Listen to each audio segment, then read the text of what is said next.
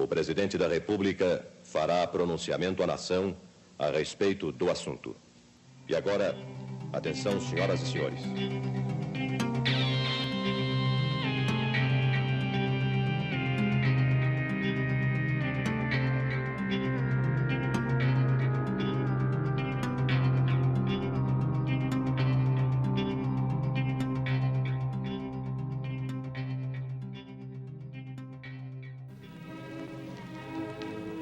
(15 de março de 1974).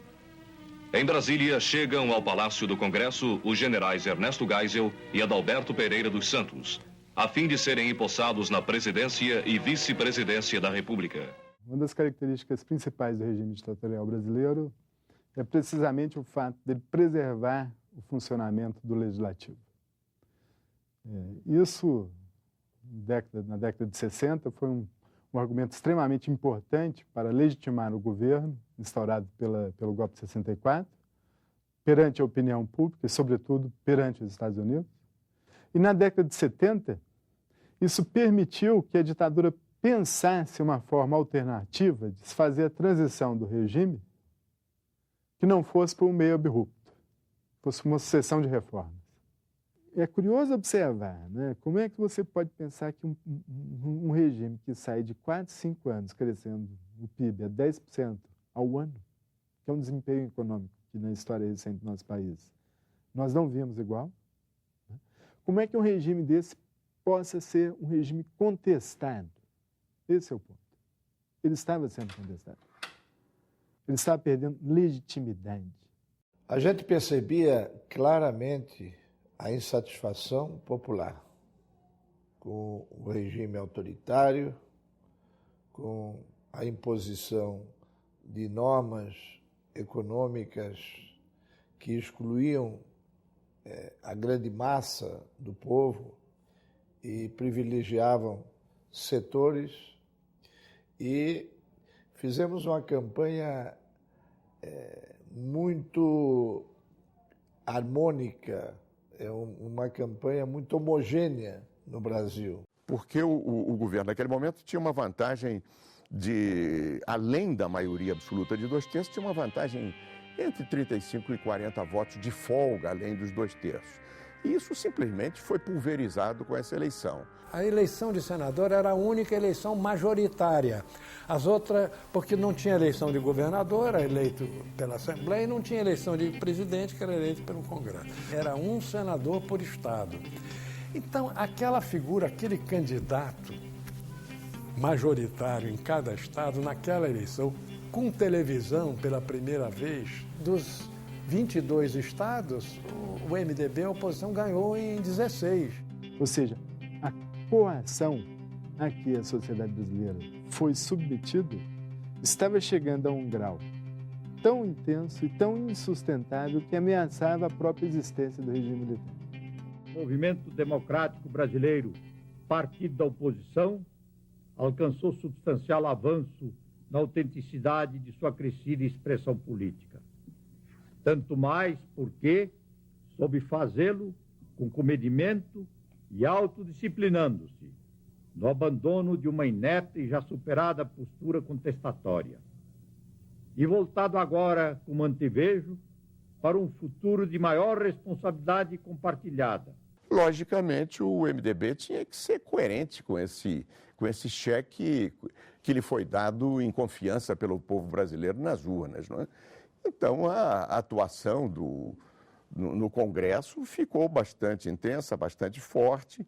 Então, os próprios processos de atuação, de debates foram renovados, e como houve essa renovação, o Senado passou a ter a atenção nacional. A abertura proposta por Geisel previa um grande papel legislativo, porém um legislativo que fosse predominantemente arenista, não de oposição, e que pudesse se conformar aos desígnios da abertura do governo, então, existente, no caso dos militares. Essa tensão será uma tensão importantíssima para se compreender a atitude de Geisel ao colocar o Congresso em recesso. Perdão, senador, Vossa Excelência foi eleito senador? Diz, claro, eu estou aqui eleito para Pernambuco. E eleições livres? Foi. Houve alguma interferência para ele tomar a votação? Não. Então, que ditadura é essa? O meu mandato pode durar 8 anos. Parei. Um conveniente silêncio, olhando assim todos os recantos debaixo e do alto da casa. Deu 8 meses. Outro silêncio com um passeio, né?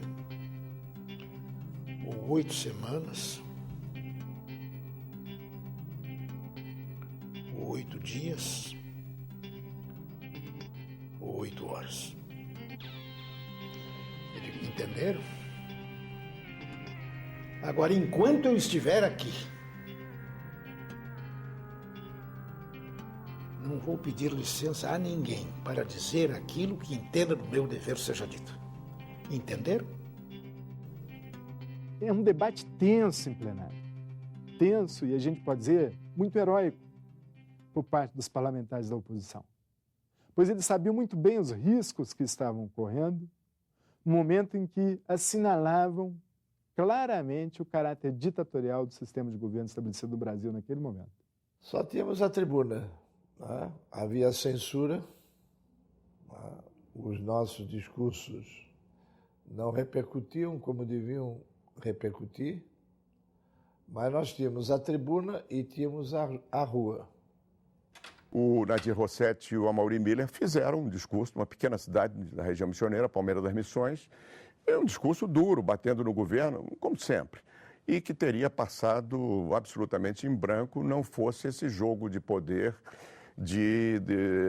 dentro do próprio estabelecimento militar, aqueles que circulavam na órbita do Geisel e que apoiavam a abertura, a famosa abertura lenta, gradativa ou gradual e segura, e aqueles que julgavam no time contrário e que tinham a sua expressão mais dolorosa e aguda nos porões da repressão. E isso bateu na mesa do Geisel com muita pressão, ele acabou, porque sempre dava uma no cravo e outra na ferradura para não ser engolido, e houve a cassação. Havendo a cassação, o Lisânias fez aquele famoso discurso em que bateu muito duro no governo. O mais doloroso e grave, senhores deputados, não são as cassações, todavia, é que com elas estamos nos acostumando.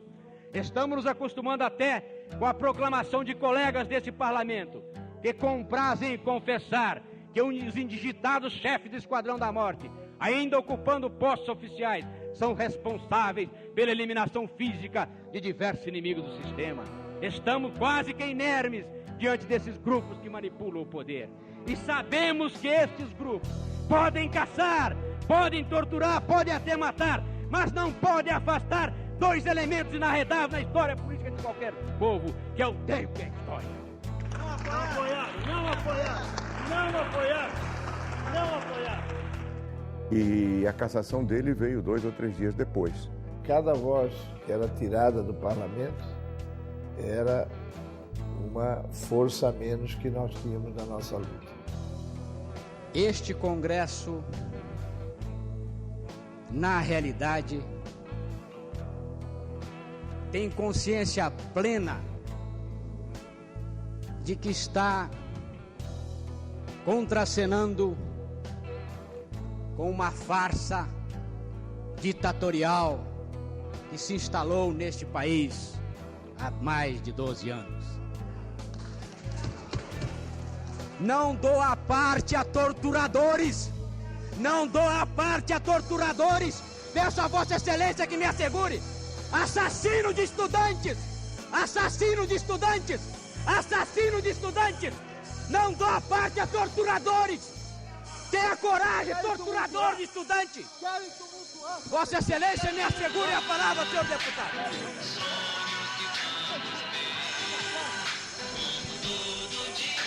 Torturador! Assassino! Está encerrada a sessão. A paz se faz com quem ama o mesmo chão. O presidente Ernesto Geisel é alvo de calorosa recepção do povo do município de Palmeiras das Missões, onde dará início oficialmente a colheita de soja do Rio Grande do Sul. Para o presidente, o Brasil só será grande econômica, social e mesmo politicamente no dia em que a produção rural, na agricultura e na pecuária, tiver realmente a expressão que precisa ter. Qual é o objeto do pacote de Abril? O que é que o causou, pelo menos aparentemente? Tratava-se de uma reforma da Justiça, uma reforma judicial, proposta por meio de uma emenda constitucional, né, que não contou com a adesão completa do MDB, ao contrário. Houve até uma divisão grande no MDB, em que o grupo moderado procurava, como o antigo PSD, né? Aqui só entrava numa reunião quando já estava decidido e tal. O primeiro orador para falar quem foi? Líder da oposição na Câmara, Tancredo Neves. E esse confronto que, estrategicamente, o Tancredo Neves sugeria que ficasse mais adiante, porque achava que seria barato o MDB lutar tão fundo pelos predicamentos da magistratura e talvez por um habeas corpus para presos políticos e tal, uma questão de visão, de momento, de época, de correlação de força, mas enfim, o que aconteceu foi o que aconteceu. E esse grupo moderado acabou sendo, em realidade, derrotado. E eu comecei a falar num tom muito pausado, muito calmo, dizendo que a casa tinha assistido o discurso veemente, mas não havia contradição, mas sereno, analítico, de um homem que primava pela serenidade, pelo equilíbrio, pela moderação e limitado também pelas muitas responsabilidades. Tinha sido isso, tinha sido ministro, tinha sido presidente do Conselho de Ministros, não é verdade? E uma longa trajetória política, situações difíceis, dramáticas. E ele, este homem moderado, diz isso nesse projeto. E comecei a repetir. Quem disse não sou eu, o deputado Tancredo Neves, que muitas vezes é censurado pela sua moderação. E assim foi, e foi. De modo que lamento divergir, mas eu entendo, não deve aprovar esse programa. Voto contra. Bom, e foi uma explosão de aplausos. Aí então veio o doutor Ulisses, que eu não sei se por que artes, né? Diz assim, vamos à votação, etc. Líder na Câmara dos Deputados, deputado Tancredo Neves, como vota? Contra. Aí ele votou contra. Quer dizer, porque esses 15-0 não refletem o pensamento do PMDB exatamente naquele momento, essa reunião do diretório. Foi um momento muito mais emocional do que racional, levado por uma retórica espetacular do senador Paulo Brossard, que foi um discurso, eu diria, muito mais emocional do que racional, muito mais vibrante do que baseado em razões do grande jurista que ele era, muito ousado. Nós mal entendíamos o Tancredo. Né? O governo não conseguia reunir maioria para aprovar a emenda constitucional para tratar de reforma judicial. Isso significava o quê? Que os próximos passos necessários à consecução da abertura lenta, gradual e segura seriam necessariamente complicados, exatamente pela ausência da maioria. Então não faltava ao Tancredo coragem. O que sobrava nele eram informações. Ele sabia que aquela PEC era um pretexto.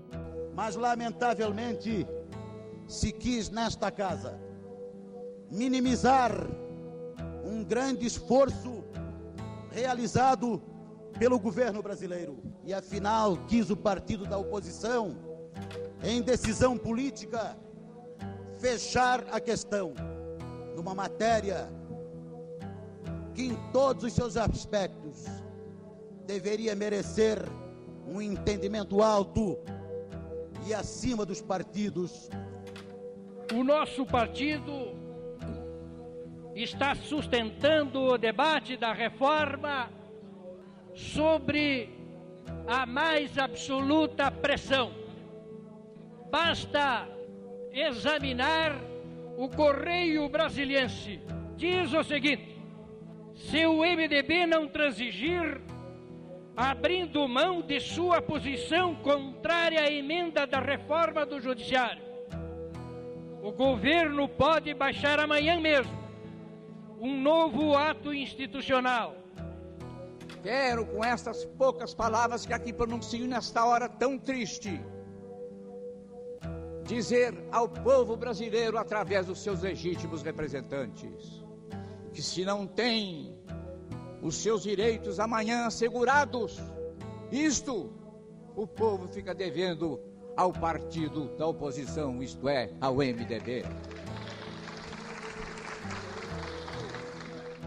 Falo sem receio de ninguém. O MDB, nesta hora, está conduzido por um grupo de comunistas. Digo e repito.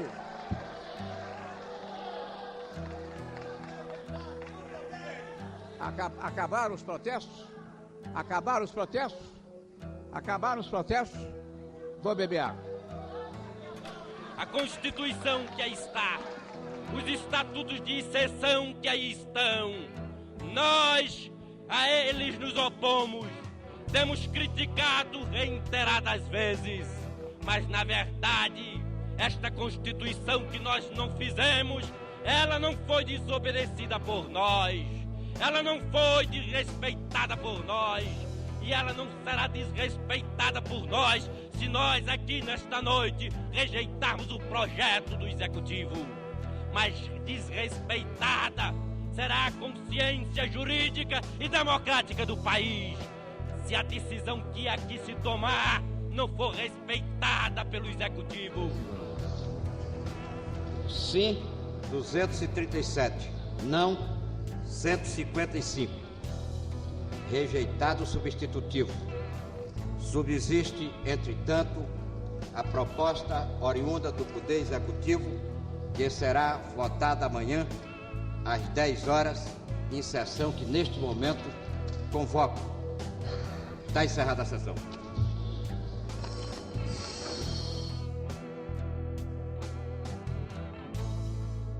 A proposta foi rejeitada por falta de quórum qualificado de 2/3.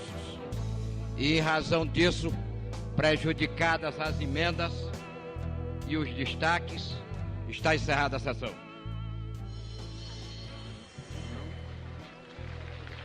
Até então, o Congresso, apesar dos seus protestos, sua gritaria, tudo isso de fazer, alguns faziam o que podiam, outros nem tanto, mas enfim, o Executivo conseguia fazer o que bem entendia. Aquela foi a primeira reação efetiva, formal, concreta e que desestabilizava o governo daí para frente. No Rio, o presidente Ernesto Geisel chega à Vila Militar e é recebido pelo ministro do Exército, general Silvio Frota, e os comandantes militares da área para os festejos do 13º aniversário da Revolução de 64.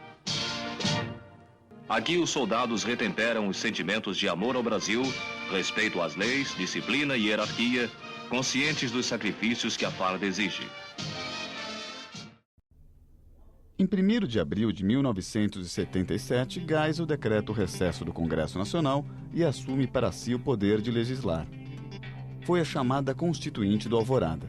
Essa Constituinte de portas fechadas estabeleceu a eleição indireta para os governos estaduais e para 1/3 do Senado. Modificou a quantidade de representantes dos estados na Câmara dos Deputados, favorecendo a Arena na eleição de 1978. Criou as sublegendas na eleição direta para senador. Com as sublegendas, o partido poderia lançar até 3 candidatos e todos os votos recebidos pelo partido contariam para eleger o mais votado entre eles. Alterou o quórum mínimo para aprovação de emendas constitucionais. Passou de 2/3 do total de senadores e deputados para a maioria absoluta. No entanto, modificou o número mínimo de assinaturas para uma proposta de emenda à Constituição. 1/3 dos senadores e 1/3 dos deputados, o que na prática impedia propostas de emendas pela oposição. ampliou o mandato presidencial de 5 para 6 anos. Todas essas mudanças, e mais algumas feitas com o Congresso Nacional fechado, ficaram conhecidas como o Pacote de Abril. O Pacote de Abril foi bem sucedido da perspectiva do governo militar. Porém, o que nós podemos notar é que, a partir do Pacote de Abril, esgota-se a efetividade desses instrumentos do regime de exceção. Eles perdem legitimidade quase imediatamente. E a oposição não faltou ao encontro, ao contrário. É importante assinalar isso. Esses parlamentares que foram ao plenário se puseram em situação de risco, enfrentaram os membros da arena, inclusive sob ameaça. Eram parlamentares que estavam apontando propositivamente que rumo o país deveria seguir para uma abertura política que, de fato, sepultasse o regime militar. A vigência de duas ordens conflitantes, a constitucional e a de exceção, desfigura o funcionamento das instituições. Ao sabor do arbítrio, armam-se crises, como se uma divergência com o poder executivo, no campo estritamente parlamentar, fosse um ato impatriótico, pleno de intenções subalternas e mesquinhas. Os que têm a coragem cívica da divergência e na lei e na ordem expressam o seu pensamento são classificados de negativistas e de maus.